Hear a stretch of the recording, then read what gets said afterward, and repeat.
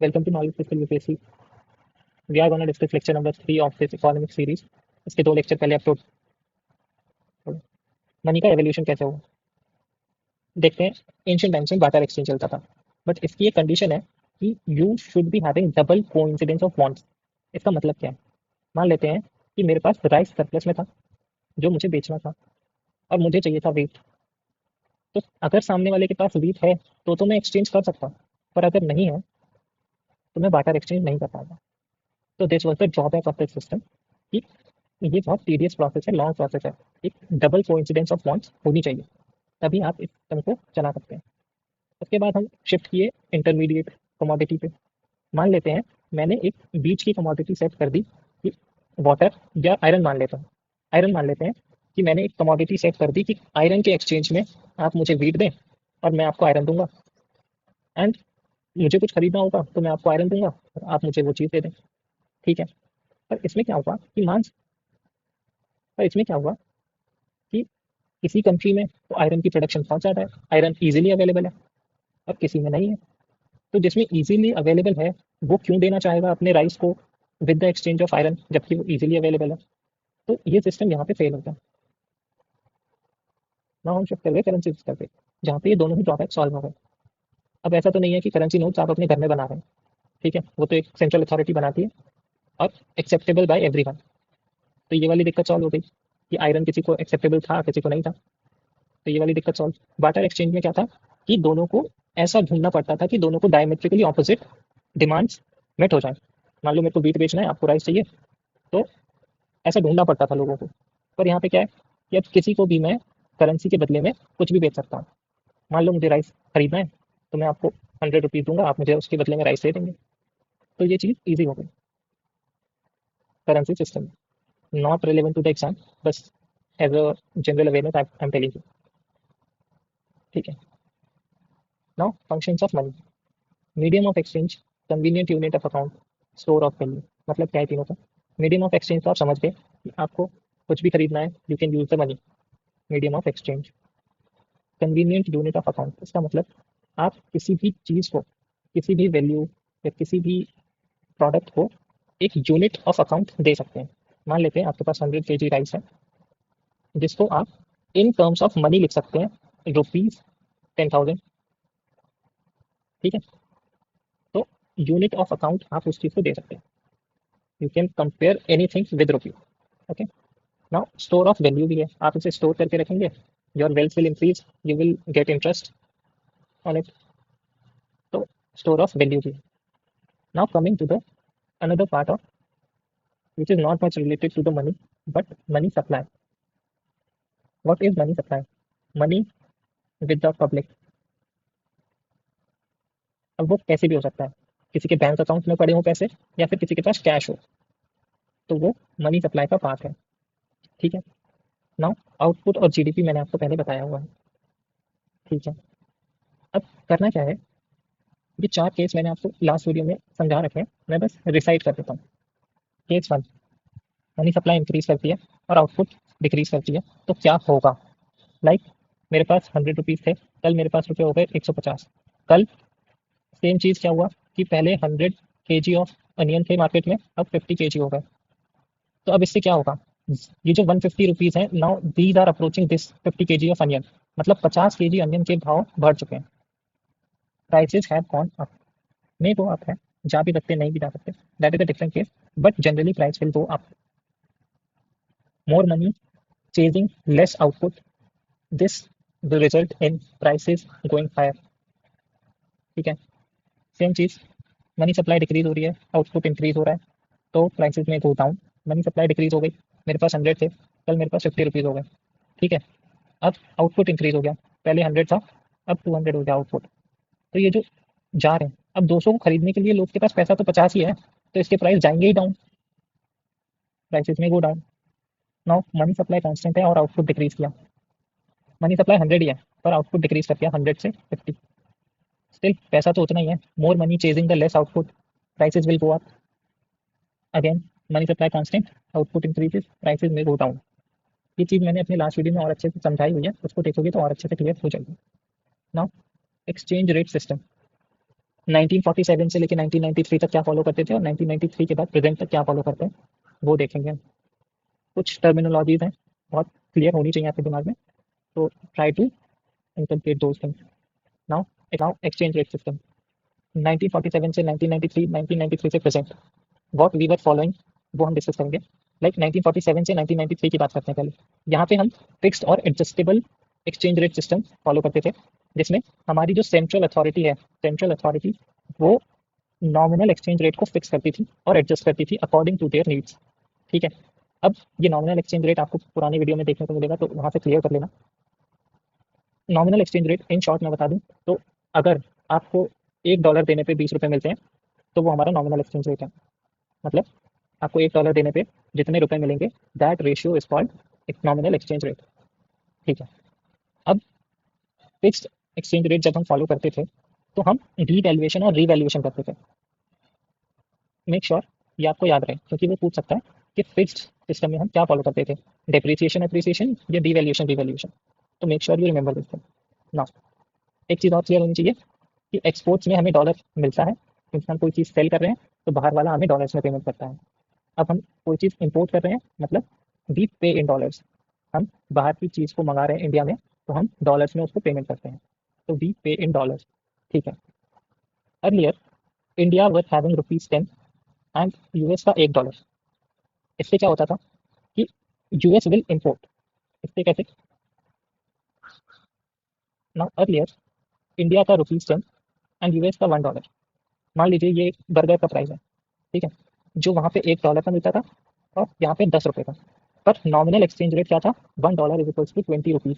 इसका मतलब $1 में भारत में यूएस को 20 रुपये मिल जाएंगे और 20 रुपये में 2 बर्गर आएंगे। तो यूएस इंपोर्ट करता था हमारे यहाँ से।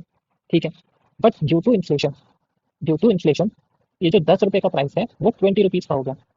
नाउ यूएस को भी $1 के 20 रुपये मिल रहे थे और यहाँ पे प्राइस भी 20 रुपये हो गया। तो यूएस को लगा कि मैं क्यों इंपोर्ट करूँ, जब 20 रुपये का तो है ही मेरे यहाँ पे, तो उसको कोई फायदा नहीं हुआ। तो they stop importing burgers from India. अब आरबीआई ने क्या किया? आरबीआई ने रुपी का डीवैल्यूएशन कर दिया।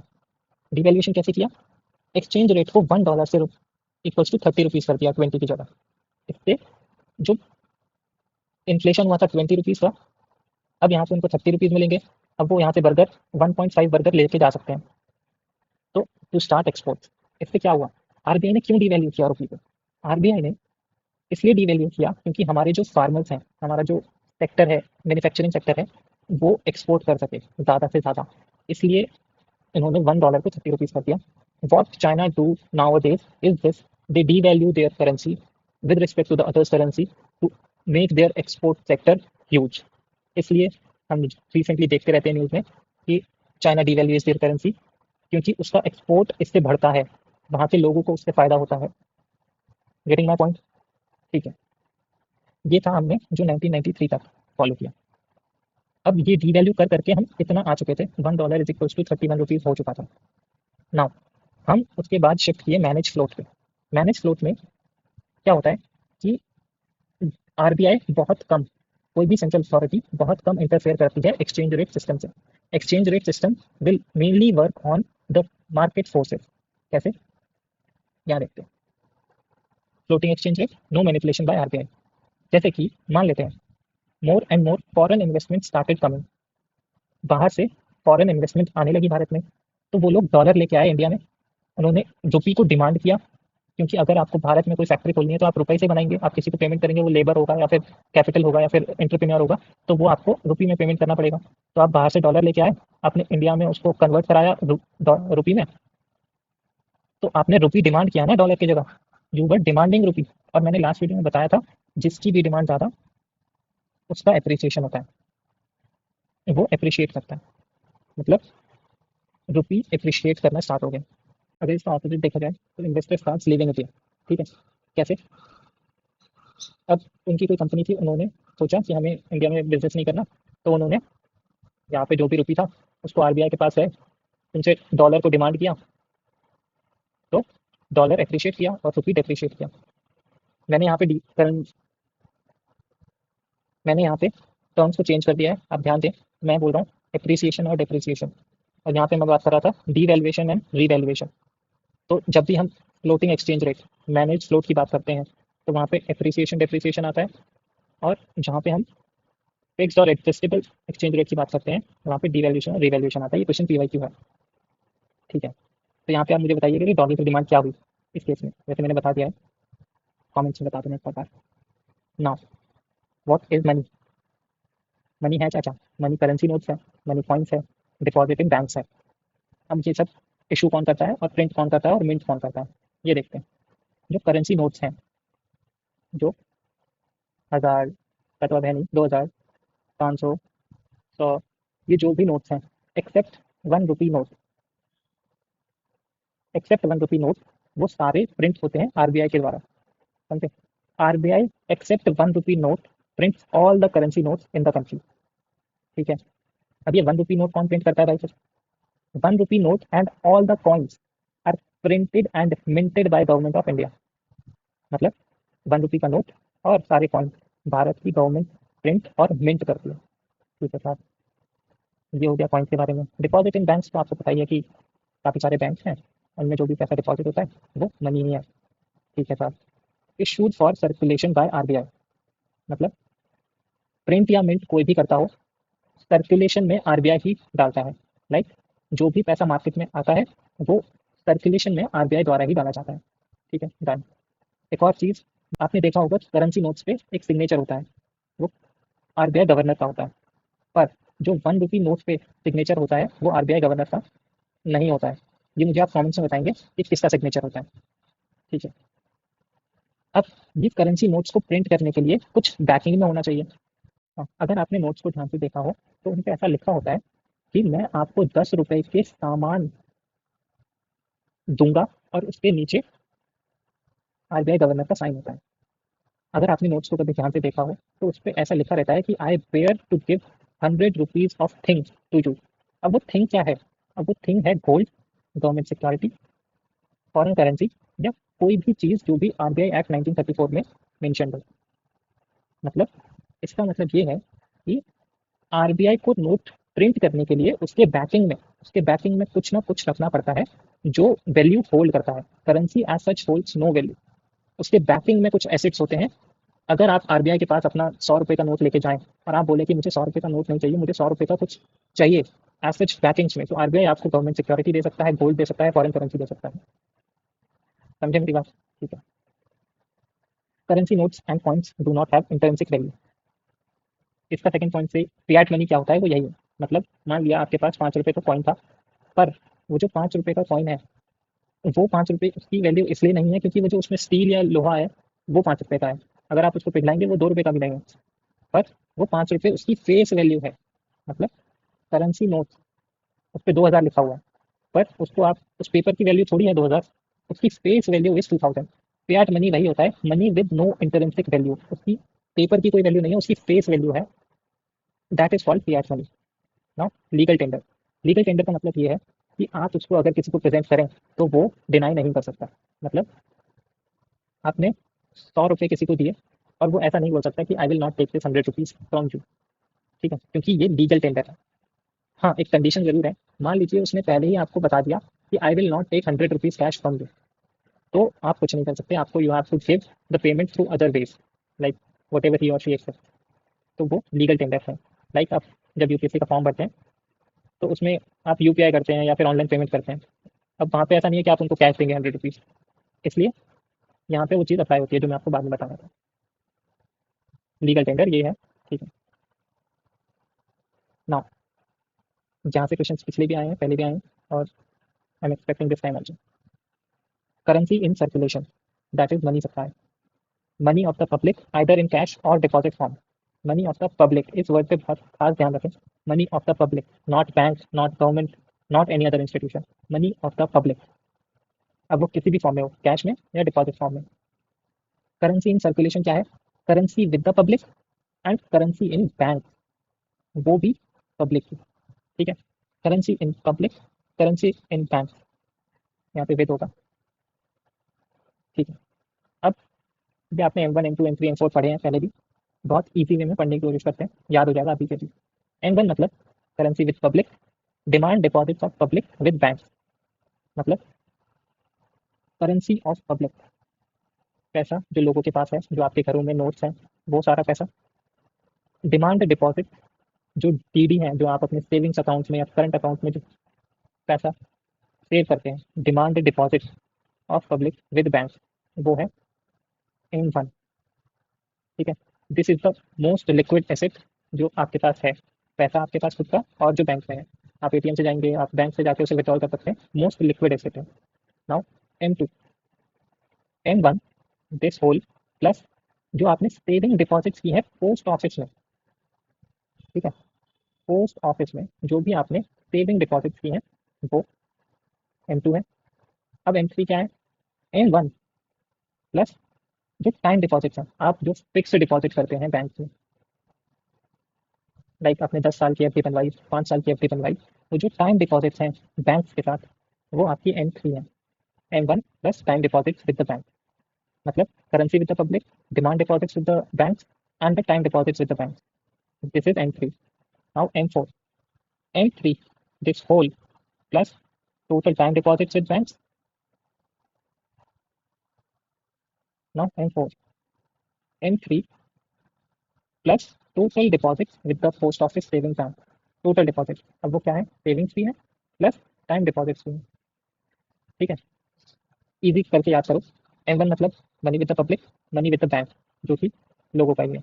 ठीक है, M2 मतलब M1 money with the public, money of the public with banks, saving deposits in the post office, that's it. M3 मतलब money of the public, deposits of the public with the banks, time deposits of the public with the banks. M4 मतलब M3 plus total deposit with the post office. M2 और M4 है post office वाले, और M1 M3 है bank वाले। खत्म करो। ठीक है, नाउ कुछ चीज़ें जो याद रखनी है।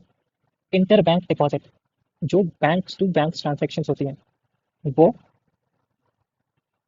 मनी सप्लाई का पार्ट नहीं होती, क्योंकि वो क्रिएटर्स और सप्लायर्स हैं मनी के। Government, RBI, bank never treated as component of money supply. इस चीज़ को याद रखना, एक ट्रिकी स्टेटमेंट बना के आपको दे सकता है कि inter bank transaction are the part of money supply, तो डोंट गेट इनटू इट। ठीक है, मैंने आपको शुरुआत में एक और बात बोली कि M1 बहुत लिक्विड एसेट है जो आपको ईजिली अवेलेबल है। मतलब कैसे? आपके पास बैंक में और आपके पास जो कैश पड़ा है वो इजीली अवेलेबल टू यू है, that is most liquid asset. उसके बाद सेकंड ऑप्शन था पोस्ट ऑफिस वाला, पोस्ट ऑफिस सेविंग अकाउंट। आप पोस्ट ऑफिस में जाइए, अपनी सेविंग्स निकालिए, आपके पास वो सेकंड मोस्ट लिक्विड एसेट है। ठीक है, उसको कहते हैं हम narrow money. M1 and M2 are called narrow money. Now M3, इसमें हमारे पास टाइम डिपॉजिट थे। टाइम डिपॉजिट और एफडी को तोड़वाना इज नॉट ईजी थिंग, तो that is less liquid than M2। M3 is also called aggregate monetary resource, and last is M4, जो कि लीस्ट लिक्विड है। इसमें आपके पास time deposits of post office भी हैं, टाइम डिपॉजिट्स ऑफ बैंक्स भी हैं, तो least liquid asset. And M3 and M4 are called broad money. हमने M1 पढ़ लिया, M2 पढ़ लिया, M3 M4। Now here it is M0, monetary base. पूछा जा सकता है, इंपॉर्टेंट है, याद रखना। करेंसी इन सर्कुलेशन, जो भी करेंसी सर्कुलेशन में है पब्लिक की, प्लस जो बैंक में डिपॉजिट है। Deposits of bank with RBI, banks के जो डिपॉजिट हैं, जैसे कि RBI is the bankers of bank ना, तो आरबीआई के पास ये एसबीआई हो गया, ये एक्सिस हो गया, तो इनके भी कुछ डिपॉजिट्स होते हैं आरबीआई के पास, उनको भी हम मॉनेटरी बेस में कंसीडर करते हैं। Monetary base is whole money man. तो deposits of bank with RBI, other reserves with RBI, RBI के पास कोई और रिजर्व्स भी हैं, वो भी मॉनेटरी बेस है। This is called high powered money. M0 is called high powered money, monetary base, जिसमें currency in circulation, deposits of banks with RBI, other reserves of RBI, all the money is covered है। ठीक है, now कुछ technical चीज़ों में चलते हैं। Question for you to be ready, और ध्यान से समझने की कोशिश करना। केस 1 है, जहाँ पे मेरे पास ₹500 का नोट है और आरबीआई है, कमर्शियल बैंक है, जिसकी एसेट और लाइबिलिटीज मैंने नोट की हुई है। एसेट क्या होता है? Asset is what ever which will make you earn money, जो भी आपको पैसा कमा के दे वो आपके लिए एसेट है। जैसे कि गवर्नमेंट ने कोई रोड बनाया, उस पर टोल टैक्स आया, उस पर कुछ चीज़ें अच्छी हुई, तो वो एसेट हुआ। पर वो जो रोड बनाने के लिए गवर्नमेंट ने लोन लिया था, वो उनके लिए एक लाइबिलिटी है कि उनको पैसे वापस करने हैं। लाइबिलिटी मतलब आपके ऊपर कर्जा है, वो आपको वापस करना है। ठीक है। 500 रुपये का नोट है जिसपे लिखा होता है कि आप अगर आरबीआई को इसको देंगे ले जाके, तो आरबीआई आपको 500 रुपये का कुछ चीज़ दे सकता है। ठीक है। तो आरबीआई की लाइबिलिटी है वो 500 रुपीज़, क्योंकि उस पर लिखा हुआ है कि I am bear to give 500 rupees thing to the holder of this note. ठीक है। अब उसके 500 रुपये में बैकिंग क्या थी? एसेट था, गोल्ड था 500 रुपये का। गोल्ड वॉज देयर एसेट जिसके बैकिंग से उन्होंने 500 रुपीज़ नोट प्रिंट करके सर्कुलेट किए थे। तो liability is 500, asset is 500, 500 500 balance. Now money supply, what is money supply? Money with the public and money with the bank of public। यहाँ पे कुछ भी नहीं है बैंक में, तो money supply 500 rupees money with the public. ठीक है साहब। Now now case 2। अब मैंने सोचा 300 रुपीज़ में कैश अकाउंट में रखूंगा अपने, और 200 रुपीज़ कैश मैं अपने पास रखूंगा और मैं डेली नीड। तो 200 रुपये का नोट मेरे पास था, 300 मैंने बैंक में डिपॉजिट कर दिया। 300 जब मैंने बैंक में डिपॉजिट किया तो बैंक ने मुझे एक स्लिप दिया कि ये 300 रुपीज़ हम आपको वापस करेंगे जब आप हमें ये स्लिप वापस करेंगे। ठीक है। ये 300 का स्लिप आदमी के पास है। नाउ अब ये जो 300 एक्चुअल रुपीज़ थे वो अपने एसेट सेक्शन में डालेगा। 300 रुपीज़ यहाँ पे बस स्लिप है, लाइबिलिटी। नाउ अब करेंसी हेल्ड विद पब्लिक कितनी है? 200, जो लाइबिलिटी है आरबीआई की। एंड कैश जो होगा, जो 300 रुपीज़ कैश है यहाँ पे एसेट सेक्शन में, वो भी लाइबिलिटी है आरबीआई की। तो 300 प्लस 200 इज 500। अगेन गोल्ड में जो एसेट है वो 500 ही है। ठीक है। अब हम मनी सप्लाई कैलकुलेट करके देखें तो कितना होगा? Money with the public, money with the bank, that is 300 plus 200 close to 500। Same. Now suppose करो bank need 100 rupees to meet day to day cash demands and deposit 200 with RBI. अब bank ने RBI को 200 रुपये deposit कर दिए 300 में से। यहाँ पे इक्वेशन सेम है। अब डिपॉजिट्स ऑफ पब्लिक रुपीज़ 300 था, यहाँ पे वॉल्ट कैश रह गया 100 रुपीज़। और जब बैंक ने 100 रुपीज़ अपने कैश वॉल्ट में रखा और 200 रुपीज़ आरबीआई को दिया, तो आरबीआई इस पर इंटरेस्ट देगा। इंटरेस्ट आ रहा है मतलब ये एसेट हो गया बैंक के लिए, क्योंकि इस पे आरबीआई से उसको पैसा मिल रहा है। 200 प्लस ही कुछ मिलेगा। ठीक है। 300, 300 balance. Currency held by public 200 rupees, vault cash by bank is 100 rupees, deposit of bank is equals to 200 rupees. Again the sum is 500। Money supply कितना होगा? अगेन 500 रुपीज़, क्योंकि money with the public and money with the bank is same. ठीक है। यहाँ पे जब तक कोई चेंज नहीं है, कोई चेंज नहीं होने वाला ना। अब मॉनेटरी बेस मुझे कैलकुलेट करना है। मैंने आपको मॉनेटरी ऊपर बताया, मॉनेटरी बेस क्या होता है? Currency in circulation plus bank के deposits with RBI plus RBI के खुद के रिजर्व्स। एन जीरो को हम monetary base, high powered money, central bank money, reserve money और बेस मनी, इन सब नामों से बुलाते हैं। अब आपको एक छोटा सा काम करना है। मैंने फॉर्मूला को और कंसाइज वे में लिखा हुआ है। ऊपर एक फॉर्मूला था, नीचे एक फॉर्मूला है, दोनों सेम है। ये और कंसाइज है इस सिचुएशन के हिसाब से। You have to calculate this value and tell me कि ये कितना होगा। Okay. Now get to the other situation. Case number 4। Government collect करती है ₹50 tax and deposit this money with RBI. अब क्या किया? गवर्नमेंट ने ₹50 टैक्स कलेक्ट किया मुझसे। मेरे पास 200 थे, अब मेरे पास सिर्फ 150 रह गए, क्योंकि गवर्नमेंट ने मुझसे कलेक्ट कर लिया ₹50। 300 अभी भी मेरे अकाउंट में है, 200 की जगह सिर्फ 150 रह गए हैं। कमर्शियल बैंक में कुछ चेंज नहीं होगा। Deposits of public with 300, vault cash is 100, deposits of bank with RBI is 200। यहाँ पे चेंज है। Currency held by public is 150, vault cash held by bank is 100 rupees, deposits of bank is 200 rupees and deposits of government is 50 rupees, जो कि treasury money है। Again इसका सम 500 rupees आएगा। इसका मतलब everything is same but money supply change हो गया, क्योंकि currency with the public change हो गई। 150 rupees currency with the public रह गई और डिपॉजिट 300 है, तो 300 plus 150 is 450, that is money supply. ठीक है। Now monetary base 150, that is money with the public, 100 rupees, that is vault cash held with the bank, and 200 rupees, that is deposit of banks, 450 rupees. Now come to the next situation, that is last situation. RBI ने कुछ part of gold cell किया to purchase foreign exchange और government security. इसका मतलब everything remain same, कुछ भी change नहीं हुआ, पर यहाँ पे चेंज हुआ कि जो 500 रुपीज़ का गोल्ड था उन्होंने सेल किया और 100 रुपीज़ गोल्ड प्रिजर्व करके फॉरेन एक्सचेंज 200 रुपीज़ का खरीद लिया और गवर्नमेंट सिक्योरिटीज 200 रुपीज़ खरीद लिया। Still the whole situation remain same, कुछ भी चेंज नहीं होता। Money supply is 450 rupees and money in zero is equals to 450 rupees. Hope this is clear. ये लास्ट वाली सिचुएशन को बताने का रीज़न ये था कि एसेट की जगह गोल्ड भी हो सकता है, फॉरेन एक्सचेंज भी हो सकता है और गवर्नमेंट सिक्योरिटीज भी हो सकती हैं। ठीक है, now monetary policy. Monetary policy क्या है देखते हैं। Process by which RBI control, India के लिए आरबीआई और किसी कंट्री के लिए central authority, central bank authority, ठीक है, जो कि इंडिया में आरबीआई है। तो process by which RBI control the creation and supply of money.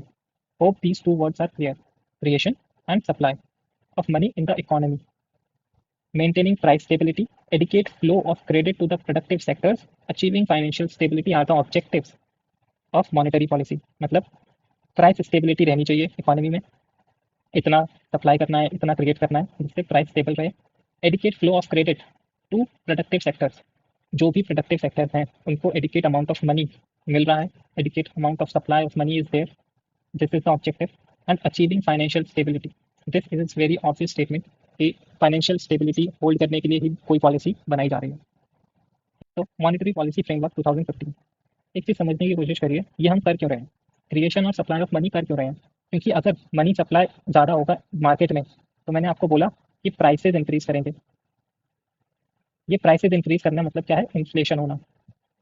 तो हमारी जो गाड़ी है ना वो इन्फ्लेशन के इर्द गिर्द घूम रही है। We have to control the inflation by way और द अदर। तो इसका भी मेन मोटो वही है कि प्राइस स्टेबिलिटी रहनी चाहिए चीज़ों की, so that people can purchase those things and our GDP will grow. ठीक है, तो इन्फ्लेशन टारगेट उसमें रखा गया 4% plus minus 2%। This 4% decided by the government of India in consultation with the RBI once in 5 years. 5 साल में decide किया जाता है कि 4 होगा, 5 होगा, what ever it is. Now CPI combined, last video में मैंने बताया था कि सीपीआई क्या है, डब्ल्यूपीआई क्या है। सीपीआई कंबाइंड को हम एज अ इंडेक्स लेते हैं फॉर टारगेटिंग द इन्फ्लेशन।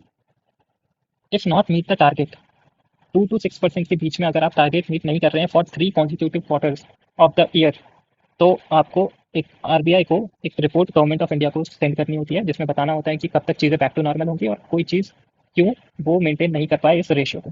ठीक है, उसके लिए मॉनेटरी पॉलिसी कमेटी एक बनाई गई जो रेपो रेट डिसाइड करती है और इन्फ्लेशन कंट्रोल करती है बाय दिस। ये रेपो रेट है क्या, मैं आपको आगे बताऊंगा। अब 4 meeting in a year at least होनी चाहिए इस कमेटी की। इस कमेटी में 6 मेंबर्स हैं, 3 आरबीआई से, 3 गवर्नमेंट ऑफ इंडिया। आरबीआई में including governor. Decision is binding, only repo rate set करते हैं, नथिंग लाइक सीआरआर और SLR, not reverse repo rate, only repo rate decide करते हैं। 2 main objectives, inflation control, growth requirement. ये चीज़ को ध्यान में रखते हुए they set the repo rate. Major tool RBI uses for conducting monetary policy. Repo rate, reverse repo rate क्या है ये समझाने की कोशिश करता हूँ। रेपो रेट एक रेट है जिसपे आरबीआई बैंक्स को लोन देता है। जैसे कि आप अगर एसबीआई के पास लोन देना चाहते हैं तो आपको एक पर्टिकुलर इंटरेस्ट रेट पे आपको लोन मिलता है, 7%, 8%, 9%। वैसे ही सेम तरीके से आरबीआई जब बैंक्स को लोन देता है उसको हम रेपो रेट कहते हैं। अब जो जैसे कि आप लोग कोलेटरल रखते हैं बैंक के पास, वैसे ही एसबीआई या कोई और कमर्शियल बैंक आरबीआई को कुछ कोलेटरल देता होगा। वो कोलेटरल गवर्नमेंट सिक्योरिटीज हो सकती है और कोई और अप्रूव्ड सिक्योरिटी हो सकती है। नाउ अब वो ऐसा तो है नहीं कि अपनी सारी सिक्योरिटीज उठा के और आरबीआई को दे दे और जितना पैसा है वो लोन पे ले ले, ऐसा तो नहीं होगा। तो उसको लिमिट करने के लिए 0.25% ऑफ एनडीटीएल की लिमिट लगाई गई है। एनडीटीएल क्या है, net demand and time liabilities. Demand and time liabilities से मेरा मतलब यह है कि जो भी लोग एक बैंक में पैसा जमा करते हैं उस बैंक की कुछ लाइबिलिटीज हैं जो मैंने यहाँ पे डिस्कस की, जैसे कि ये कुछ लाइबिलिटीज हैं। उस लाइबिलिटीज के 0.25% तक आप सिक्योरिटीज गिरवी रख सकते हैं, कोलैटरल रख सकते हैं। That is repo rate. interest at which RBI provides overnight liquidity. Overnight liquidity मतलब 14 days to banks against the collateral of government and other approved securities under liquidity adjustment facility up to 0.25% of NDTL. और easy way में समझाता हूँ. Repurchase agreement. मान लेते हैं मैं और आप हैं, आप आरबीआई, मैं एसबीआई. एसबीआई को लोन चाहिए था, मैं आपके पास गया कि मेरे को 100 करोड़ रुपीज़ चाहिए, आप मुझे लोन दे दीजिए. तो आरबीआई ने मुझे 100 करोड़ रुपीज़ का लोन दे दिया और मैंने उनको अपनी गवर्नमेंट सिक्योरिटीज़ गिरवी रख दी, कोलेट्रल दे दिया. तो आफ्टर 14 डेज वो गवर्नमेंट सिक्योरिटीज़ मुझे वापस मिल जाएंगी और मैं आरबीआई को 100 करोड़ रुपीज़ प्लस इंटरेस्ट वापस कर दूंगा. जो भी इंटरेस्ट होगा, मान लेते हैं 7% इंटरेस्ट है, तो 100 करोड़ रुपीज़ प्लस 7% इंटरेस्ट मैं आपको एज एन आरबीआई को वापस कर दूंगा. Hope it is clear. Reverse repo rate. इसमें हमने देखा कि आरबीआई एसबीआई को या फिर किसी भी बैंक को लोन दे रहा था. अब बैंक जब आरबीआई को लोन देंगे तो उसको कहते हैं रिवर्स रेपो रेट. मतलब आरबीआई एब्जॉर्ब करता है liquidity from the bank against collateral of eligible government securities. इस पर कोई लिमिट नहीं है. मतलब अब इस कंडीशन को उल्टा कर दीजिए. बैंक ने अपना पैसा आरबीआई को दिया क्योंकि आरबीआई कुछ 10% का इंटरेस्ट रेट दे रहा था और बैंक ने लोन दे दिया आरबीआई को. अब ये जो और आरबीआई ने अपनी गवर्नमेंट सिक्योरिटीज दे दी और बोला कि 14 डेज बाद मैं गवर्नमेंट सिक्योरिटीज वापस लेके आपका कैश वापस कर दूंगा. जबकि 100 करोड़ प्लस 10% होगा, वो बैंक को वापस मिल जाएगा. अब इससे हुआ क्या? अगर आप रेपो रेट और रिवर्स रेपो रेट को देखते हैं तो ये बैंक था मेरे पास, जिसके पास 100 करोड़ रुपीज़ की नीड थी, इसको लिक्विडिटी चाहिए थी और ये कहाँ से आया? आरबीआई से. अब ये 100 करोड़ रुपीज़ इकोनॉमी में घूमे, लोगों ने लोन लिया, लोगों ने कुछ और काम किया, तो लोगों के मनी सप्लाई इंक्रीज हो गई, money with the people increase हो गया बिकॉज ऑफ दिस 100 करोड़. इससे क्या हुआ? इन्फ्लेशन इंक्रीज हुआ क्योंकि मनी सप्लाई इंक्रीज हुआ. ठीक है. अब इसका उल्टा देखो, आरबीआई है और बैंक है. बैंक के पास 100 करोड़ रुपीज़ थे, उसको यहाँ पे 10% इंटरेस्ट पे आरबीआई को दे दिया. मतलब अब लोग लोन कम ले पाएंगे, लोन कम लेंगे तो मनी सप्लाई कम होगी, मनी सप्लाई कम हुई मतलब इन्फ्लेशन कम हुई, लोगों के पास पैसा कम है, लोग खर्चा कम करेंगे, prices of the commodities will decrease. Now दोनों चीज़ क्लियर है. Reverse repo rate and repo rate एक से एब्जॉर्ब करते हैं लिक्विडिटी और एक से लिक्विडिटी इंजेक्ट करते हैं इकोनॉमी में. ठीक है, याद कर लेना, बहुत इंपॉर्टेंट है, पेपर में आएगा. Standing deposit facility. जो भी ये टूल्स हैं mostly they are used for injecting the money into the economy and extracting the money from the economy. तो जिससे मनी सप्लाई कंट्रोल होती है और मनी सप्लाई जब कंट्रोल होती है तो उससे हमारी इन्फ्लेशन कंट्रोल होती है. That's why we are using these tools. ठीक है. Standing deposit facility. Bank can deposit any amount for overnight with RBI. Same चीज, बैंक अपना पैसा फॉर ओवरनाइट आरबीआई के साथ डिपॉजिट कर सकते हैं at repo rate. No binding collateral needed for RBI. इसके लिए आपको कोई कोलैटरल भी देने की जरूरत नहीं है. हमने रिवर्स रेपो रेट में और रेपो रेट में देखा कि वहाँ पे कोलैटरल देना पड़ता है, बट यहाँ पे no collateral is needed. Available on all days for banks throughout the year unlike repo rate and reverse repo rate. ये जो दो कंडीशन है रिवर्स और रेपो रेट की और रेपो रेट की, इसमें आरबीआई जब चाहेगा तब आपसे पैसा लेगा या देगा, बट स्टैंडिंग डिपॉजिट फैसिलिटी में जब चाहेंगे बैंक्स अपना पैसा डिपॉजिट कर सकते हैं. ठीक है. Banks can deposit any amount, no binding collateral, available on all days.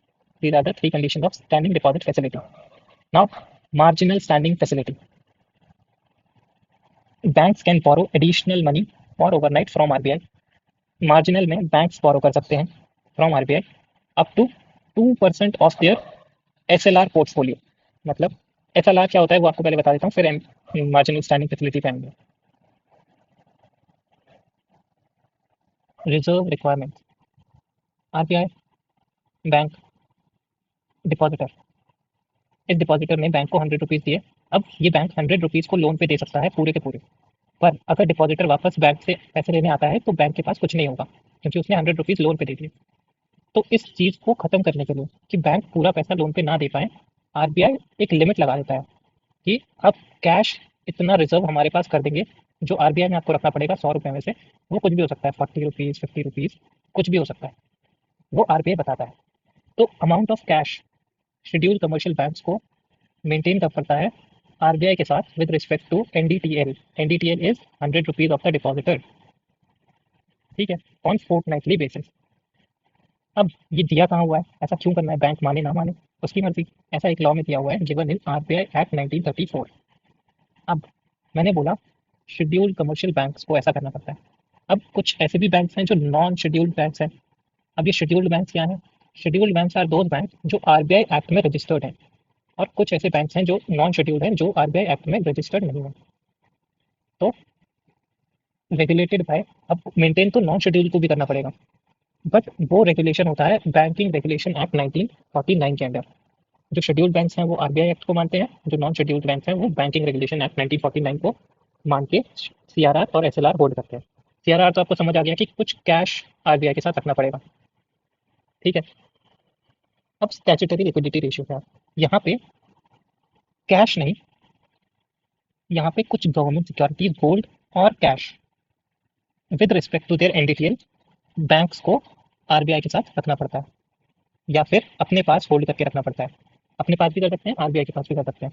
Amount of reserves that SCB requires to maintain with themselves on daily basis in safe and liquid asset such as government security, gold and cash with respect to NDTL according to banking regulation act 1949।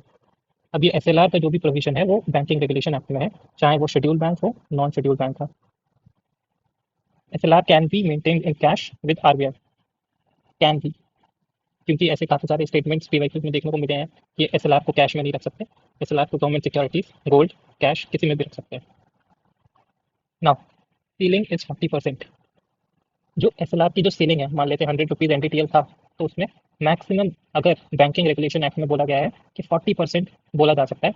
Now days it is 18 to 19%, 18 to 19% उनको SLR रखना पड़ता है अपने साथ। Now open market operation, sale और purchase of government securities to control inflation, RBI do this. क्या है कि एक गवर्नमेंट सिक्योरिटी है जिसको बैंक भी होल्ड कर सकता है, जिसको नॉर्मल पीपल भी होल्ड कर सकते हैं। अब आरबीआई ने इसको सेल किया, यहाँ पे एक बैंक था जिसके पास 100 रुपीज़ थे, ये 100 रुपीज़ मनी सप्लाई का पार्ट है, तो आरबीआई ने इसको 90 रुपीज़ में सेल किया। ये डॉक्यूमेंट था जो बैंक को मिला, इन्होंने इसको 90 रुपीज़ दिए, तो यहाँ पे 10 रुपीज़ हो गए, तो मनी सप्लाई डिक्रीज हो गई। मनी सप्लाई अगर डिक्रीज होती है तो इन्फ्लेशन कम होती है, हम अब तक पढ़ते हुए आ रहे हैं। This was the whole process done by RBI to decrease the money supply and to decrease the inflation for price stability, ठीक है। ऐसे ही आरबीआई एब्जॉर्ब करती है मनी को और इंजेक्ट करती है मनी को। इंजेक्ट कैसे करेगी, अब आरबीआई को इंजेक्ट करना है मनी, तो आरबीआई ने ये 100 रुपीज़ का जो गवर्नमेंट सिक्योरिटी है वो बैंक से वापस ले लिया और इनको 100 रुपीज़ दे दिए, तो 10 + 100 that is money supply increase and inflation increase. This is how they absorb and inject money into the economy. दो चीज़ें रह गई, that is bank rate and liquid adjustment facility.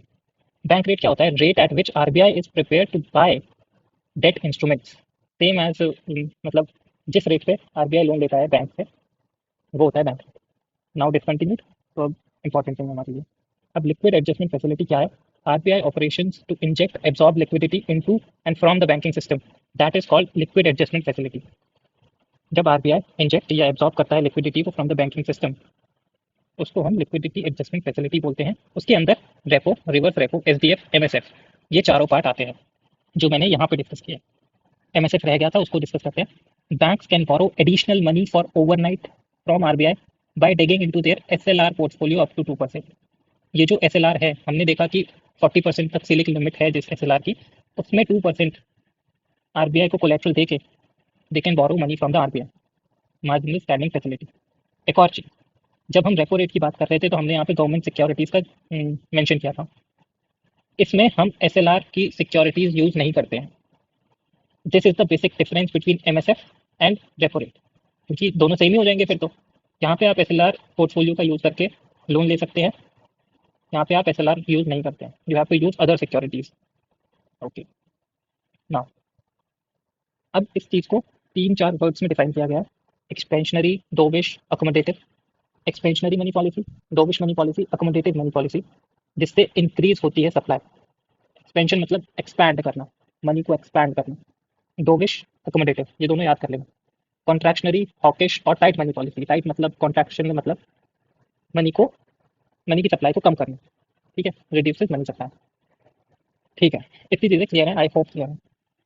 Now next thing is foreign investment. Investment made by person, person यहाँ पे कौन है, NRI, company, foreign individual, ये तीनों में से कोई भी investment made by person resident outside India in capital instrument of Indian company. Make sure remember this word capital instrument, ठीक है। कैपिटल मैंने आपको बहुत अच्छे से फर्स्ट वीडियो में बहुत अच्छे से बताया था, उसको जरूर देखना कैपिटल होता क्या। तो investment made by person resident outside India in the capital instruments of Indian company, ठीक है। अब इसके दो पार्ट्स होते हैं, foreign direct investment, foreign portfolio investment. Foreign direct investment discuss करते हैं पहले। Investment made through capital investment by a person resident outside India in a unlisted company, unlisted Indian company. एक और चीज, लिस्टेड और अनलिस्टेड में डिफरेंस क्या होता है, ये कहाँ पे लिस्ट है कहाँ पे नहीं।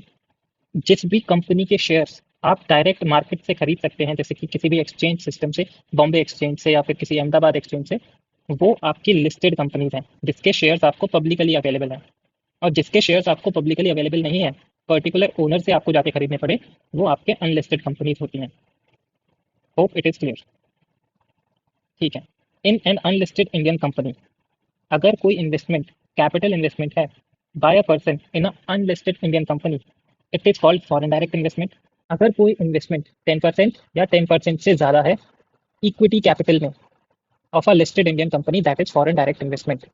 एक और चीज़, ये भी इन्वेस्टमेंट जो भी होती है, जो एफडीआई होती है, वो लॉन्ग टर्म होती है और स्टेबल होती है। इन्वेस्टर ट्राई करता है कि कंपनी प्रॉफिटेबल बने bye their decisions and targets, ठीक है। Now foreign portfolio investment. Foreign portfolio investment क्या है, जब भी किसी भी लिस्टेड इंडियन कंपनी में 10% से लेस की इन्वेस्टमेंट हो, 10% ऑफ इक्विटी से लेस की इन्वेस्टमेंट हो, उसको बोलते हैं list foreign portfolio investment. Foreign portfolio investment short term investment होती है, लाइक कोई भी कंपनी, बाहर की कंपनी बहुत शॉर्ट पीरियड के लिए किसी कंपनी में इन्वेस्ट करती है फॉर शॉर्ट गेन। और जब एफडीआई में जब पैसा आता है, तो कोई कंपनी किसी कंपनी के एडमिनिस्ट्रेशन सेटअप और उसका प्रॉफिट इंक्रीज करने के लिए इन्वेस्ट करती है। बट यहाँ पे बस उसको शॉर्ट गेन्स और डिविडेंड्स चाहिए होते हैं, अगर वो उसको यहाँ नहीं मिलेंगे, वो अपना पैसा निकालेंगे और बाहर चले जाएंगे। बट एफडीआई में they try to make company profitable by their decisions, ठीक है। तो जब ये कंपनी जल्दी पैसा निकालेंगे, विड्रॉ करेंगे इंडिया से, तो एक्सचेंज रेट वॉलेटिलिटी इंक्रीज होती है और डिक्रीज होती है, जो कि हमारे एनईआर को चेंज और करता रहता है। नाउ इंडिया जो सबसे ज़्यादा मैक्सिमम एफडीआई रिसीव करता है, वो सिंगापुर से, मॉरिशस से और यूएस से करता है। और Karnataka, Maharashtra and Delhi are the top recipients of FDI, foreign direct investment, ठीक है। This is the number, $58.8 billion FDI inflow था 2021-22 में। Now once an FDI is always an FDI. मेरा कहने का मतलब ये है कि मान लेते हैं 10% किसी ने इन्वेस्ट किया, बाद में वो 10% से 5% हो जाता है, तब भी वो एफडीआई ही रहेगा, वो चेंज नहीं होगा। When Indian company invest abroad, then it is called overseas direct investment. जब हम किसी के यहाँ इन्वेस्ट करते हैं तो उसको बोलते हैं ओडीआई, और बाहर वाली कंपनी हमारे यहाँ इन्वेस्ट करती है तो हम बोलते हैं FDI. Now balance of payment, what is balance of payment. Balance of payment systematically summarize करता है कोई भी economic transaction of a country, country के अंदर इंडिविजुअल्स आते हैं, बिजनेस आते हैं, गवर्नमेंट आती है, with the rest of the world. एक ऐसा मान लीजिए कि एक डेटा है जिसमें सबका इकोनॉमिक ट्रांजैक्शन लिखा जाता है, क्या आपने खरीदा, क्या आपने परचेज किया, क्या आपने सेल किया, क्या आपने बेचा, उस सबका पूरा डेटा एक रजिस्टर में लिखा जाता है, उसको बोलते हैं हम balance of payment. This is called balance of payment, in which we write all the economic transactions of a country with the rest of the world, not a particular country, not a particular agency, or not a particular company. It is with the world. कोई भी economic transaction किसी country का with the world is called balance of payment. Now, BOP, current account, capital account. For easier summarization of all these economic transactions, we have divided into two, current account and capital account. Current account के अंदर exports and imports of goods जो कि visible है, जब आप goods को, जैसे कि हमारे यहाँ से कोई भी गुड है, वीट हो गया या फिर कोई एग्रीकल्चर प्रोडक्ट हो गया, वो गुड्स हैं, वो मर्चेंटाइज है, वो हमें दिखते हैं, विजिबल है, उनका एक्सपोर्ट इम्पोर्ट हो तो वो करंट अकाउंट के अंदर आएगा। कोई इनविजिबल है, जैसे कि कोई सर्विस है, हम किसी को एजुकेशन प्रोवाइड कर रहे हैं, हम किसी के लिए आउटसोर्सिंग कर रहे हैं, वो सर्विसेज हैं, that are not seen by naked eyes like the goods. तो सर्विसेज, फैक्टर इनकम, किसी एम्प्लॉय को कंपनसेशन मिलना, investment income, transfers, gift hona, grants, remittances.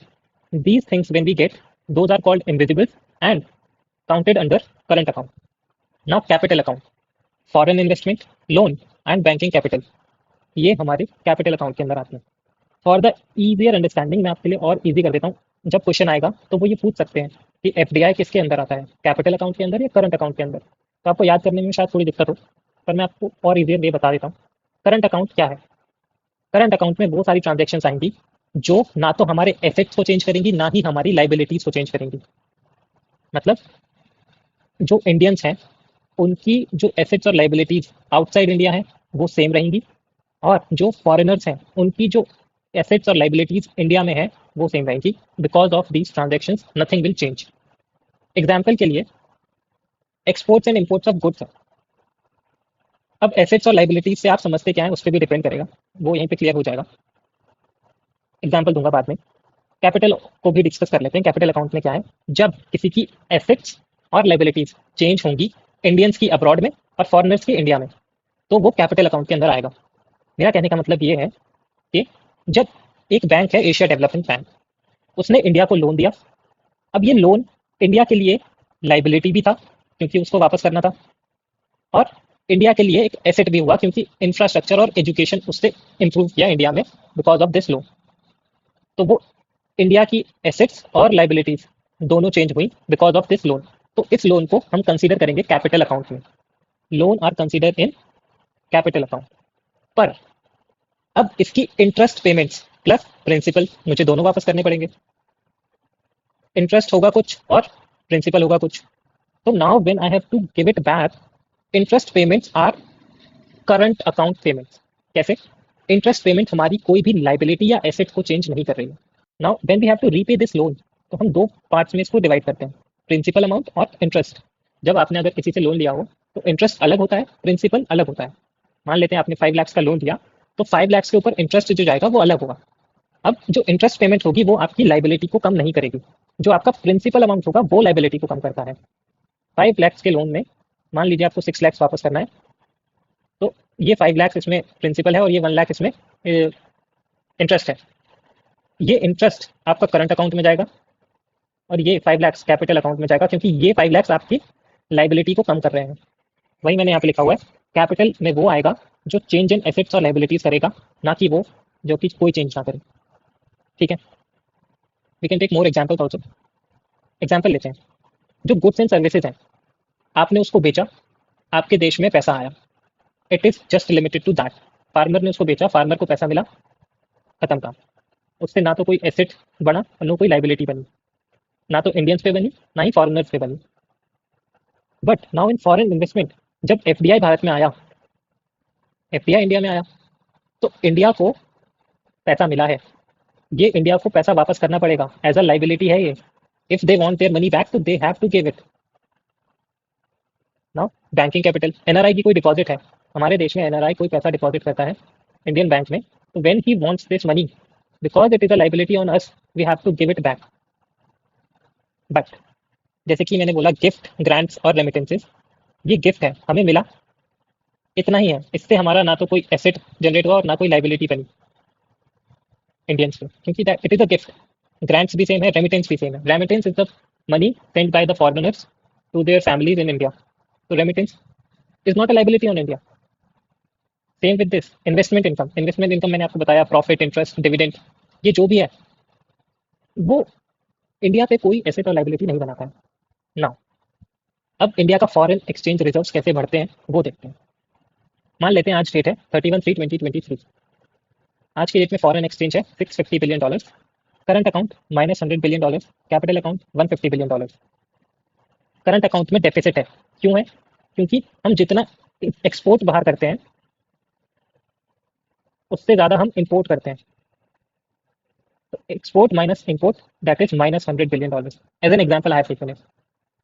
क्योंकि हमारे एक्सपोर्ट्स इंपोर्ट से कम है, इसलिए हमारा करंट अकाउंट डेफिसिट है रियलिटी में भी. तो -$100 बिलियन, $150 बिलियन. बीओपी हमारा हुआ all over the transactions taken place, that is $50 billion. अब ये जो $50 बिलियन हैं ये हमारे रिजर्व्स हैं $50 बिलियन के. हमारा $650 बिलियन रिजर्व था 31/3/2023 में।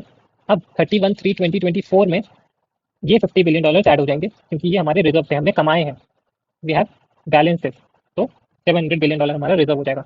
ऐसे ही करंट अकाउंट और कैपिटल अकाउंट जो भी हम एक्सपोर्ट इंपोर्ट करते हैं सब कुछ मिला के नेगेटिव करके जो पैसा हमारे पास बचता है वो हमारे फॉरेक्स में इंक्लूड होता है। अब इंपोर्ट कवर क्या होता है, 1991 में ये टर्म बहुत सर्कुलेट हुआ था। इंपोर्ट कवर क्या होता है, मान लेते हैं मेरे पास $600 बिलियन है और मैं इंपोर्ट करता हूँ $60 बिलियन इन अ मंथ। मैं बाहर से चीज़ें मंगाता हूँ $60 बिलियन की, एक महीने में मेरे पास $600 बिलियन हैं। तो अगर मैं ये देखूँ $600 बिलियन, $60 बिलियन, तो ये 10 मंथ्स के लिए मेरे पास सफिशिएंट अमाउंट ऑफ डॉलर्स हैं। 10 महीने तक अपना खर्चा मैं बड़े आराम से चला सकता हूँ। सफिशिएंट फॉर 10 मंथ्स, इसका मतलब जो भी रिजर्व्स आपके पास हैं वो कितने टाइम पीरियड के इंपोर्ट्स को कवर करने के लिए सफिशिएंट है, that is called import cover. Hope it is clear now. बहुत बार पूछ रखा है यूपीएससी में और काफ़ी सारे एग्जाम्स में, एक दो कर्व्स हैं जो आपको याद करने चाहिए मेरे को लगता है। Economic curves, Laffer curve, this is the relation between tax rate and tax revenue. Tax rate मतलब जो भी 18% जीएसटी, 20% जीएसटी, जो भी आपके प्रोडक्ट्स पे लगता है वो टैक्स रेट होता है। उससे जो भी पैसा गवर्नमेंट को जाता है वो टैक्स रेवेन्यू होता है। जो 18% का जो पैसा बनता है वो जो गवर्नमेंट के पास जाता है वो टैक्स रेवेन्यू होता है। अब एक बात समझने की कोशिश करिएगा, मान लीजिए आप कोई प्रोडक्ट बनाते हैं, उस पर जब टैक्स रेट 10% था आप टैक्स पे करते थे क्योंकि आपकी इनकम ₹100 है। बट आप सोचिए कि उस पर टैक्स रेट हो गया 50 to 60%। आपकी इनकम थी ₹100, इसमें आप ₹60 तो गवर्नमेंट को दे रहे हैं as a tax, you are left with ₹40। That is not a very much profitable business for you. तो you will start evading taxes क्योंकि गवर्नमेंट टैक्स बढ़ाती जा रही है। तो at certain limit you were paying all the taxes, but उसके बाद आपने टैक्स बचाना चालू किया, टैक्स ना देना चालू किया, जिससे कि टैक्स रेवेन्यू कम हुआ। वही ये चीज़ बताता है कि आप जैसे जैसे टैक्स को और बढ़ाएंगे एट सर्टेन लिमिट तक तो लोग टैक्स भरेंगे, पर उसके बाद टैक्स नहीं भरेंगे और टैक्स का रेवेन्यू कम होगा। नाउ क्लिक कर, जैसे जैसे इन्फ्लेशन बढ़ेगा वैसे वैसे अनएम्प्लॉयमेंट डिक्रीज होगा। लाइक 2 to 6% इन्फ्लेशन गया, but unemployment is at 3%। But when inflation was 2%, तो अनएम्प्लॉयमेंट था 6%। This shows the relationship between unemployment and inflation. Lorenz and Gini coefficient, ये इनकम इनक्वालिटी को बताता है। This is the graph, not much very much important for the exam, but आप देख लीजिए एक बार एंड इससे ईजियर वे में समझा देता हूँ। लाइक ये एक डेटा था कि हमारे इंडिया में 1% of the population 73% of income को होल्ड करती है, बाकी जो 99% है वो 27% इनकम को होल्ड करती है। जो ये 1% लोग हैं वो 73% होल्डर हैं of income of all the money in the economy, and the 99% of the people are having 27% of money. Now अब यही डेटा को अगर मुझे वैल्यू के टर्म्स में दिखाना हो तो उसको बोलते हैं गिनी coefficient, extent of inequality in single figure. 0 to 1 तक लोएस्ट होता है 0, 1 होता है हाईएस्ट। इंडिया की रेटिंग थी 35.1% in this according to the World Bank. Now Kuznets पर relationship between growth and inequality. जब भी अगर मेरे हिसाब से क्वेश्चन आएगा तो वो यही आएगा कि रिलेशनशिप किसके बिटवीन क्या है, किसके बिटवीन क्या है। तो बस उतना याद करने पे ध्यान रखना। लाइक दिस है, अगर फिलिप्स कप तुमको याद करना है तो PUI शॉर्ट शॉर्ट याद रखो, उससे याद रह जाएगा। नाउ कूजनेट्स कब हम पढ़ रहे थे, relationship between growth and inequality. Growth and inequality, growth degree of development, growth is GDP also. Inequality same inverted you graph है। लाइक 100 पॉपुलेशन है हमारे पास, 50 बर्गर्स थे, दैट इज GDP हमारी। और 100 पॉपुलेशन है बट 100 बर्गर्स हैं। इसका मतलब क्या हुआ कि 100 लोग वर सर्वाइविंग ऑन 50 बर्गर्स। तो यहाँ पे जब हमारी GDP कम थी तो किसी को मिल रहा था, किसी को नहीं मिल रहा था। बट जब हमारी GDP इंक्रीज करी, डिग्री ऑफ डेवलपमेंट इंक्रीज किया, तो at least they are getting burgers, everyone is getting burgers. मतलब जैसे जैसे GDP इंक्रीज होगी वैसे वैसे ही इनकम ऑफ पॉपुलेशन और पॉपुलेशन की नीड्स कंप्लीट और फुलफिल होंगी। This shows the growth and inequality का graph in the Kuznets curve. यहाँ पे इनइक्वालिटी बहुत ज़्यादा थी, यहाँ पे इनइक्वालिटी कम हो गई because of increase in GDP। Now government budgeting, last topic है गवर्नमेंट बजट। आर्टिकल 265 और 266। 265 में ये लिखा हुआ है कि कोई भी टैक्स कलेक्ट या लिवाई नहीं कर सकती government except the authority of law. 265 में ये था। 266 में ये लिखा हुआ है कि no expenditure except authorisation of legislature. कोई भी एक्सपेंडिचर नहीं कर सकती from the consolidated fund of India और any kind of fund of India without the authorisation of law. ठीक है। नाउ इसलिए government of India budget produce करती है हर साल, which is written in Article 112, annual financial statement. There is no term like budget mentioned in the Constitution. Budget में दो चीज़ें उनको प्रेजेंट करनी होती हैं, रिसीप्ट्स एंड एक्सपेंडिचर। रिसीप्ट्स क्या होती हैं? जो भी पैसा गवर्नमेंट को मिलता है, जो वो कमाती है, that are receipts. Expenditure you all know, finance bill receipt side को देखता है, अप्रोप्रिएशन बिल एक्सपेंडिचर साइड को देखता है। इन दोनों का मतलब आपको पता होगा if you have read polity. Budget prepared by budget division, department of economic affairs, ministry of finance. Budget division जो डिपार्टमेंट ऑफ इकोनॉमिक अफेयर्स का है और वो किसके अंडर आता है? मिनिस्ट्री ऑफ फाइनेंस के। ये क्वेश्चन पीवाईक्यू है। Budget, budget estimates for next year. Budget के अंदर होता क्या क्या है? नेक्स्ट ईयर के बजट एस्टिमेट्स होंगे। मान ली इस साल का बजट है तो उसमें नेक्स्ट ईयर के जो अब 24-25 होगा उसमें हम कितना खर्चा करने वाले हैं, क्या रिसीप्ट्स मिलेंगे, उसका एक एस्टिमेट होगा। बजट के रिवाइज एस्टिमेट होंगे करंट ईयर के 23-24 के जो अब तक चल रहा था, और एक्चुअल फिगर्स प्रीसीडिंग ईयर के जो इससे पिछला वाला साल है उसके एक्चुअल फिगर्स आ जाते हैं, लाइक 22-23 के वो फिगर्स होते हैं बजट में, कितना खर्चा हुआ था और कितने रिसीप्ट्स आए थे। ठीक है। बजट तीन टाइप का बजट है, full, interim, vote on account. Full as the usual budget जिसमें सब कुछ होता है इन तीनों को मिला के। Interim budget, interim budget is also like full budget, but ये इलेक्शन ईयर में रूलिंग गवर्नमेंट प्रेजेंट करती है।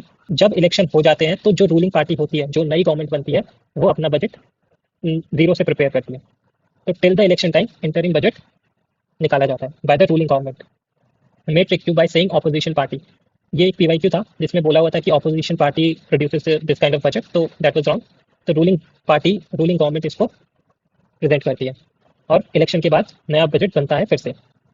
अगेन, मे प्रेजेंट और not, it is not a constitutional obligation. Constitution में कहीं नहीं लिखा हुआ है कि इंटरिम बजट बनाना है। It is on the parties discretion कि उसको बनाना है कि नहीं। Vote on account, budget has not been passed and government needs money. जब बजट पास हो रहा होता है तो उसको भी पास होने के लिए 1 महीना से 2 महीना लग जाता है इन द पार्लियामेंट। तो उस टाइम में जब गवर्नमेंट को एक्सपेंडिचर करना होता है तो गवर्नमेंट ये वोट ऑन अकाउंट प्रेजेंट करती है। Constitution authorised Lok Sabha to make any grant in advance, जिससे कि लोकसभा ग्रांट कर देती है ऐसे एडवांसेस को जिससे गवर्नमेंट डील कर सकती है अपने एक्सपेंडिचर साइड से। एक्सपेंडिचर करने के लिए गवर्नमेंट वोट ऑन अकाउंट पहले ही प्रेजेंट कर देती है। It only deal with expenditure side, not the receipt side. Make sure you remember this thing. Trick कर सकता है वहाँ पे, यहाँ पे कि यहाँ पे बोलेगा कि रिसीप्ट भी इंक्लूडेड होती है, रिसीप्ट इंक्लूडेड नहीं होती है। नाउ प्रोसीजर आपको पता होगा कि ये कैसे प्रेजेंट होता है, कौन से चैम्बर में कितनी कमेटी, वो आपको पॉलिटी से पढ़ना चाहिए। Now budget classification, budget classification, revenue budget, capital budget. Revenue मतलब day to day expenses, capital you all know, मैंने पहले ही बहुत अच्छे से बता रखा है। रेवेन्यू को दो टाइप्स में है। रेवेन्यू मतलब रेवेन्यू रिसीप्ट्स, रेवेन्यू रिसीप्ट्स मतलब रेवेन्यू से जो पैसा आएगा, और रेवेन्यू में जो पैसा खर्च होगा। रेवेन्यू रिसीप्ट्स दो टाइप्स के हैं, tax revenue, non tax revenue. Capital budget में capital receipts, capital expenditure. Now those receipts which neither creates liability nor reduces assets are comes under revenue receipts. ठीक है।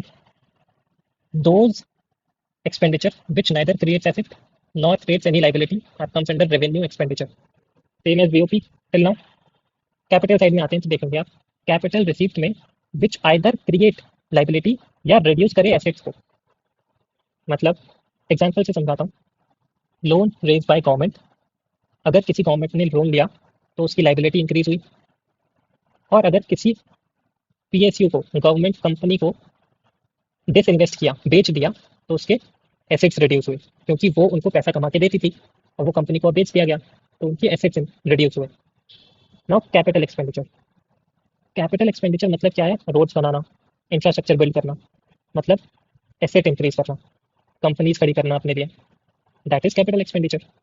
और लाइबिलिटी रिड्यूस करना, like loan repayment, principal amount को वापस करना। आपने कहीं से लोन लिया, उसको वापस कर दिया, repayment of this loan, that is called the principal amount, not the interest payment.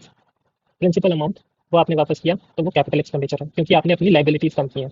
Interest payments are not the part of capital expenditure, this comes under revenue expenditure. मैंने यहाँ पे लिखा हुआ है रेवेन्यू एक्सपेंडिचर के अंदर interest payments, grants to various departments, salary, pension, subsidies. अब ये देखिए सैलरीज हैं, पेंशन हैं, सब्सिडीज हैं। आपको ये तीन ऑप्शन दे दिए जाए, आपसे पूछा जाए कि किसके अंडर आता है, कैपिटल एक्सपेंडिचर या रेवेन्यू एक्सपेंडिचर के। तो आप सोचिए सैलरी, पेंशन और सब्सिडीज ये कोई एसेट या कोई लाइबिलिटी कुछ भी इंक्रीज या रिड्यूस नहीं करती है। तो this comes under revenue expenditure. ठीक है। नाउ रेवेन्यू रिसीप्ट ना तो वो लाइबिलिटी क्रिएट करती है ना ही रिड्यूस करती है एसेट्स को। तो इसके अंदर दो पार्ट्स थे, टैक्स और non tax revenue. Tax revenue you all know, direct और indirect taxes. Direct is income tax और indirect tax is GST which we all know. Non tax revenue is interest receipts, interest receipts on loan given by central government, fee and fines. मान लेते हैं हमारी government ने, India की government ने किसी को लोन दिया। अब वो लोन स्टेट गवर्नमेंट को दिया मानते हैं। जब वो स्टेट गवर्नमेंट इंटरेस्ट पेमेंट वापस करेगी तो वो इंटरेस्ट पेमेंट रेवेन्यू बजट में आएगा, ना कि कैपिटल में। जब स्टेट गवर्नमेंट प्रिंसिपल अमाउंट वापस करेगी वो आएगा कैपिटल रिसीप्ट्स में। आप समझ रहे होंगे कि इंटरेस्ट और प्रिंसिपल दोनों अलग चीजें हैं। Hope it is clear. कोई भी डाउट हो तो प्लीज कमेंट सेक्शन में बता देना, मैं एक बार फिर से एक्सप्लेन कर दूंगा। Revenue deficit. अब काइंड्स ऑफ डेफिसिट जिससे क्वेश्चन बनते हैं एग्जाम में वो देख सकते हैं एक बार। रेवेन्यू डेफिसिट, रेवेन्यू डेफिसिट मतलब, डेफिसिट मतलब एक्सपेंडिचर माइनस रिसीप्ट, जो भी एक्सपेंडिचर किया और difference income. Expenditure minus income है एक तरीके से।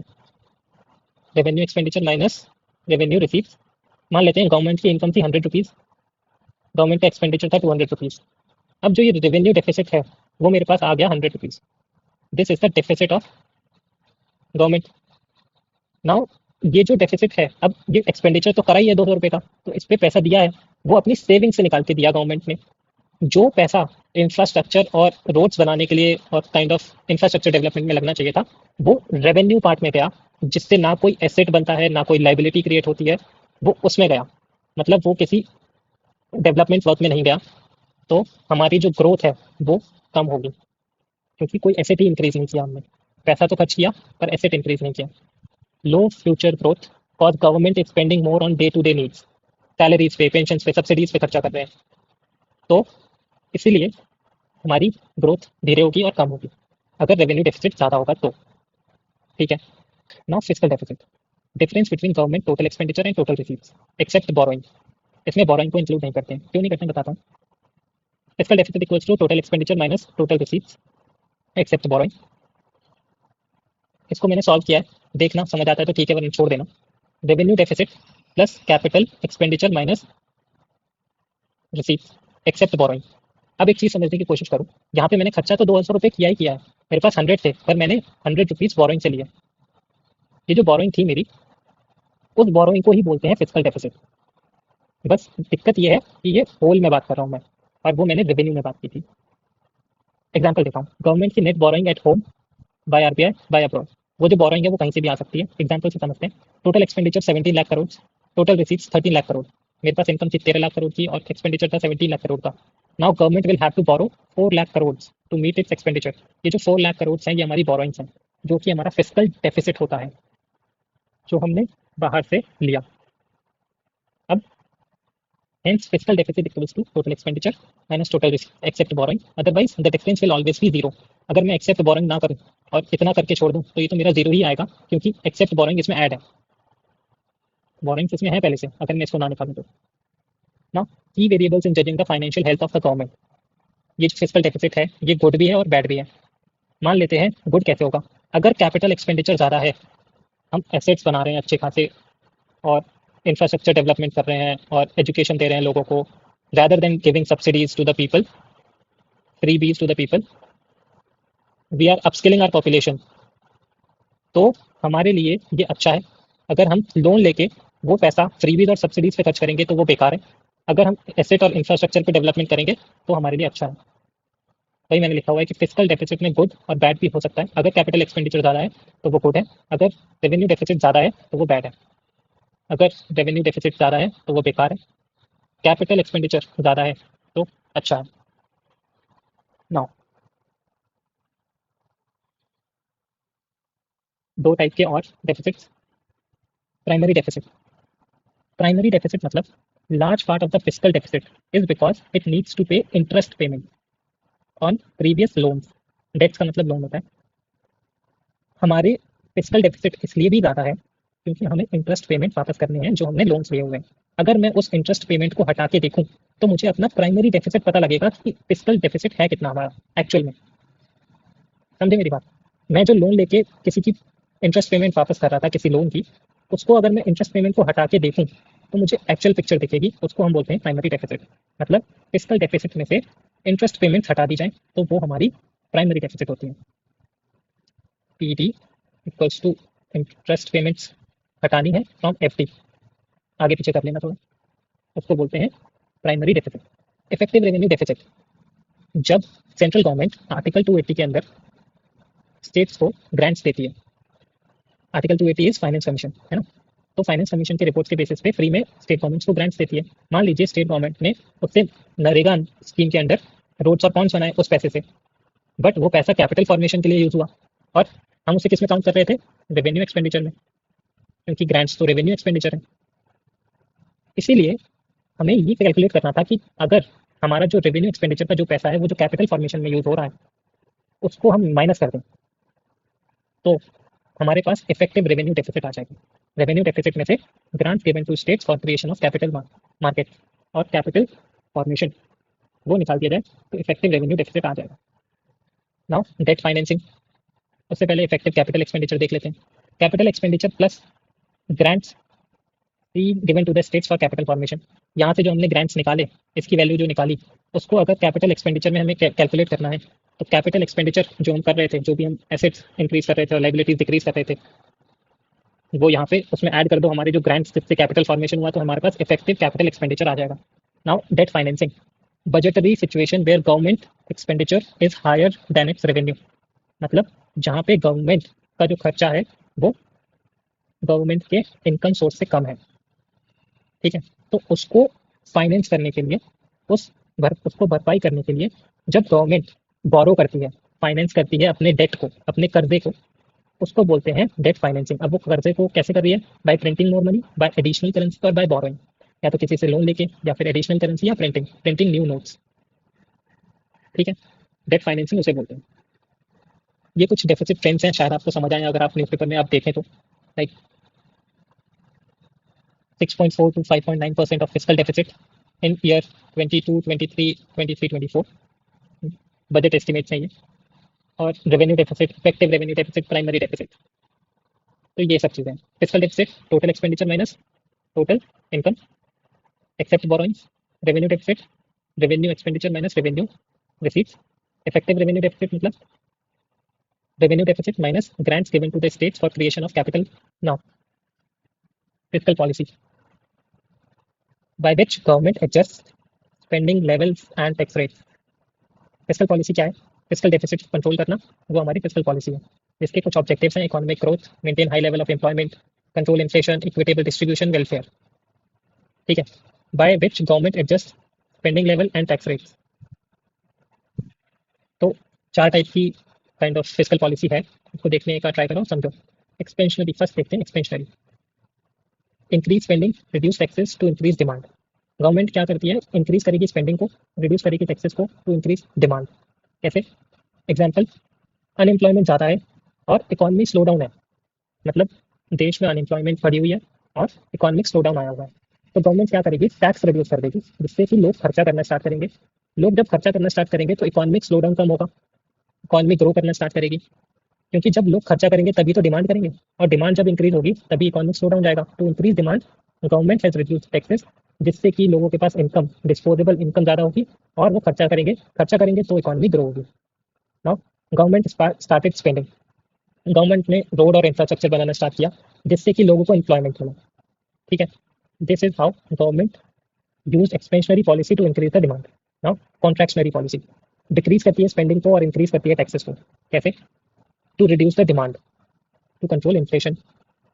नाउ टैक्स इंक्रीज हुआ, स्पेंडिंग डिक्रीज हुई, people will have less money.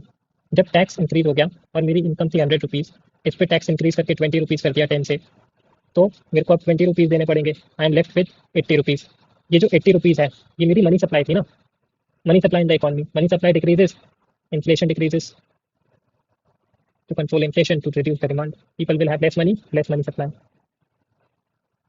Same with the spending, जब स्पेंडिंग नहीं करोगे तो लोगों को जॉब नहीं मिलेगी, और लोगों को जॉब नहीं मिलेगी तो लोगों के पास पैसा नहीं होगा खर्च करने के लिए, जिससे कि इकोनॉमिक स्लो डाउन आएगा। काउंटर साइक्लिक पॉलिसी, ये वो है लाइक गवर्नमेंट की strategy to counter boom and recession. Counter cyclical like कुछ साल में कुछ टाइम ऐसा होता है जब इकोनॉमी बूम कर रही होती है तो गवर्नमेंट ज़्यादा स्पेंडिंग कर देती है एंड टैक्स रिड्यूस कर देती है टू इंक्रीज देयर डिमांड। और जब बाद में रिसेशन आता है तो गवर्नमेंट के पास पैसा ही नहीं होता है और they were not able to handle the situation. तो इसके लिए काउंटर साइक्लिक पॉलिसी आई जिसमें काउंटर करती है बूम और रिसेशन को इफेक्टिवली। बूम के टाइम में रिड्यूस करती है डिमांड को और रिसेशन के टाइम में करती है इंक्रीज करती है डिमांड को। समझ रहे हैं आप? रिसेशन था मतलब लोगों के पास जॉब कम थी, लोगों के पास एम्प्लॉयमेंट नहीं था, इकोनॉमिक स्लो डाउन था, तो इंक्रीज किया डिमांड को, एक्सपेंशनरी पॉलिसी। एंड जब बूम आया हुआ था तब डिमांड को रिड्यूस किया for the stability of the prices, confectionery policy. Counter cyclical. Now pro cyclical, जब बूम है तो रिड्यूस करो टैक्सेस को और इंक्रीज करो स्पेंडिंग को। प्रो साइक्लिकल इज उल्टा, टोटली उल्टा था। लाइक जब भी बूम है तो उसे और एस्केलेट करिए, रिड्यूस करो टैक्स को, इंक्रीज करो स्पेंडिंग को और ज़्यादा एक्सलेट किया, जिससे कि और ज़्यादा ग्रोथ हुई। जब रिसेशन हुआ तो इंक्रीज किए टैक्सेस, लोगों के पास और कम पैसा गया, स्पेंडिंग डिक्रीज हुई। This is called pro cyclic. जो भी चीज़ चल रही है उसको और एस्केलेट कर देना, that is pro cyclical. Crowd out, if economy is on boom, boom मतलब बिल्कुल सब कुछ बढ़िया चल रहा है, कोई अनएम्प्लॉयमेंट नहीं है, सब कुछ अपने फुल रिसोर्स प्लानिंग पे है, अपना फुल आउटपुट दे रहा है हर कोई रिसोर्स, मतलब बूम। इस टाइम पे गवर्नमेंट क्या करती है, गवर्नमेंट एक्स्ट्रा लोन लेती है अपने रिसोर्सेज को बढ़ाने के लिए। ठीक है, अब गवर्नमेंट जब लोन ले लेती है तो प्राइवेट सेक्टर के पास बहुत कम पूल बचता है जिसमें वो लोन दे सकती है, क्योंकि मनी तो लिमिटेड है, जिसमें से गवर्नमेंट ने ज़्यादा लोन ले लिया और प्राइवेट सेक्टर के पास बहुत कम बचा, तो प्राइवेट सेक्टर क्राउड आउट हो गया कॉम्पिटिशन से, that is crowd out. Private sector crowd out हो जाता है गवर्नमेंट की पॉलिसी की वजह से। ठीक है, अब क्राउड इन क्या है, if economic recession is there, वहाँ पे लोगों के पास जॉब्स नहीं है, इन्फ्लेशन हाई है, इकोनॉमिक रिसेशन है, तो गवर्नमेंट स्पेंड करती है ज़्यादा से ज़्यादा जिससे कि लोगों को जॉब्स मिले, अनएम्प्लॉयमेंट कम हो। और प्राइवेट सेक्टर ऑल्सो स्पेंड्स मोर। मान लीजिए गवर्नमेंट ने एक रोड बनाने का सोचा, तो प्राइवेट सेक्टर क्या करेगा कि सोचेगा यहाँ पे एक फैक्ट्री लगा देता हूँ, क्योंकि रिसेशन है, उनको अच्छा प्रॉफिट मिलेगा। तो गवर्नमेंट की पॉलिसी से जब प्राइवेट सेक्टर इन हो, private sector also adds value to the system, तो उसको बोलते हैं क्राउड सेल।